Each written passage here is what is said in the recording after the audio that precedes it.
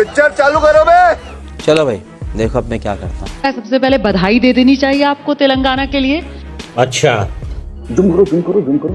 जो कमाल कर वहां पर आए हैं, जिन राज्यों में कांग्रेस को जीत मिली, सिर्फ एक तेलंगाना ही वो राज्य है जहां पर लाज कांग्रेस की बची, बाकी तो सुपड़ा साफ हो गया। रुक तेरे को बताते तेरी माँ की। थोड़ी मर्यादा रखिए। हाँ, इसमें कोई दो राय नहीं कि हमने तेलंगाना में एक बहुत शानदार जीत दर्ज की। बाकी राज्यों में सुपड़ा साफ नहीं कह सकते, हम अच्छा चुनाव लड़े। बात तो सही है। नतीजे थोड़े हमारी उम्मीद के मुताबिक नहीं रहे, लेकिन वोट शेयर बहुत शानदार रहा है हमारा। और जब से चुनाव का रिजल्ट आया है, एक माहौल बनाने की कोशिश की जा रही है कि सुपड़ा साफ हो गया, बिल्कुल एकदम कांग्रेस खत्म हो गई इन 3 राज्यों में। मैं नहीं मानता हूं। अभी मजा आएगा ना भिड़ो। हारे हैं हम, कहीं ना कहीं थोड़ा सा चुनावी मैनेजमेंट शायद करने में हम कमजोर रह गए। जनता ने हमें वोट दिया है। आप इस चुनाव में अगर देखें तो 4 करोड़ 81 लाख वोट भारतीय जनता पार्टी को मिला है, 4 करोड़ 90 लाख वोट हमें मिला है।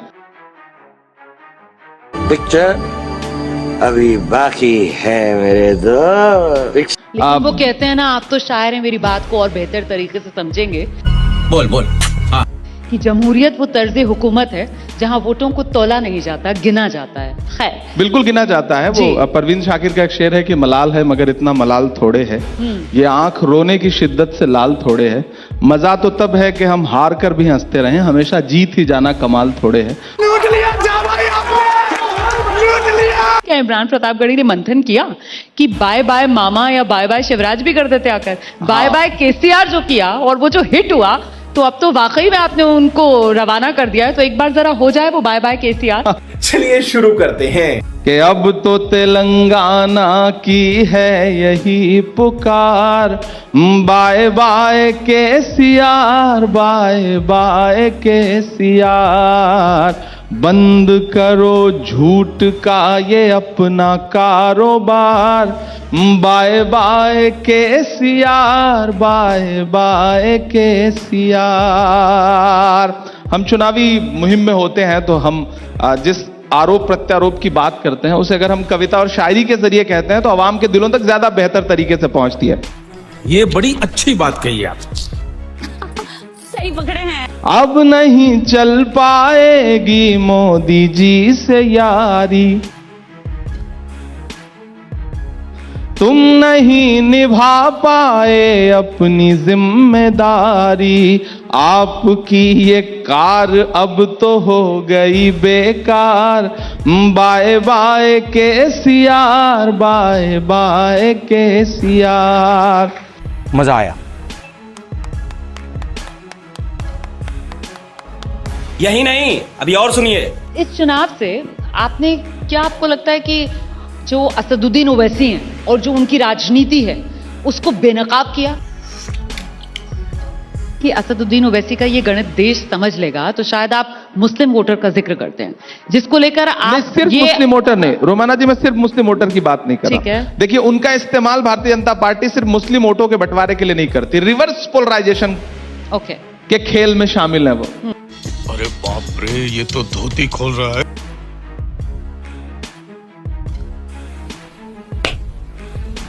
वो जाके मुस्लिम वोट नहीं काटते हैं, बल्कि भारतीय जनता पार्टी के वोट को एकजुट करते हैं। अरे देवा, ये गड़बड़ है बाबा। वो वोटर जो मुद्दों पर वोट देना चाहता है, वो वोटर जो अपनी लोकल समस्याओं पर वोट देना चाहता है, उसके सामने एक बड़ी समस्या लाके खड़ी कर दी जाती है। अरे रे रे, ये तो नारे लग रहे हैं उनकी सभाओं में, नारे तकबीर के। इतना छोटा पहले कभी नहीं हुआ होगा। शर्म करो शर्म। तो उसके बदले में दूसरी तरफ जो नारे लगने शुरू होते हैं, ये 85 और 15 का जो खेल है, इस खेल को कोई और समझे ना समझे, कम से कम इमरान प्रतापगढ़ी समझता है। दोस्ती बनी रहे, अपनी दोस्ती बनी रहे।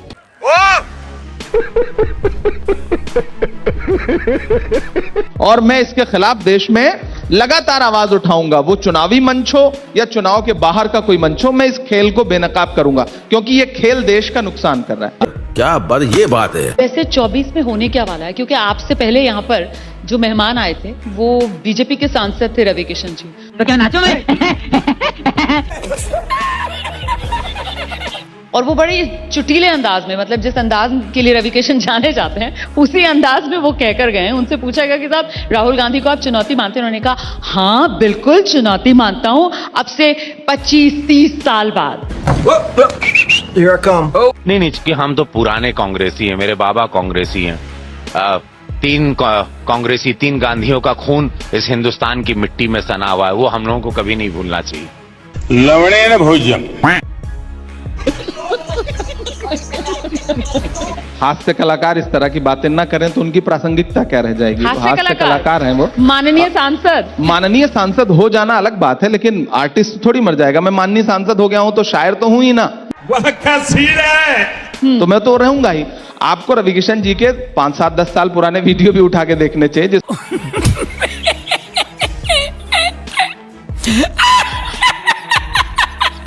कि मोदी से लोगों को जो मोहब्बत है,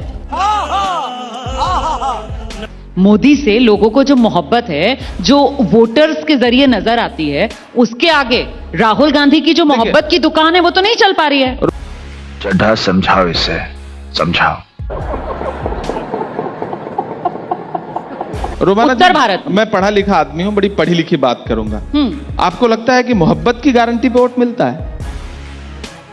तो फिर तो राहुल गांधी ने 4000 किलोमीटर पैदल यात्रा की, उससे बड़ी मोहब्बत की गारंटी क्या हो सकती? अगर पलट के मैं आपको 4 शब्द बोल दूं तो कैसा लगेगा? पर मैं नहीं बोलूंगा। हम मोदी जी से लगातार ये कह रहे हैं कि आपने जो झूठे जुमले दिए हैं देश को, वो झूठे जुमले अपने पास रखिए। मोहब्बत भाईचारे के दीवाने दिन ही लौटा दो, वो सस्ती दाल सब्जी के सुहाने दिन ही लौटा दो। ये अच्छे दिन तो अंबानी अडानी को मुबारक हो, हमें ऐसा करो साहेब पुराने दिन ही लौटा दो। Everything is fine.